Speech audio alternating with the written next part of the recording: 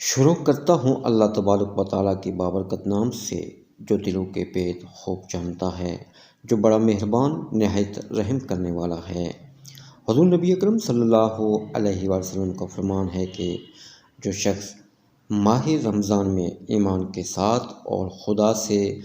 جزا حاصل کرنے کی امید سے روزے رکھے اور نماز قائم کرے تو خداوند عالم اس کے پچھلے تمام گناہوں کو معاف کر دے گا، اور جو شخص شب قدر کو ایمان اور اجر الہی کی امید کے ساتھ عبادت کرے تو خدا اس کے گزشتہ تمام گناہوں کو دے گا۔ حضرت ابو ہریرہ رضی اللہ تعالیٰ عنہ سے روایت ہے کہ رسالت مآب صلی اللہ علیہ وسلم نے فرمایا،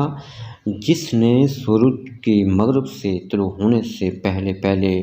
توبہ کر لی تو اللہ تعالیٰ اس کی توبہ قبول کر لیں گے۔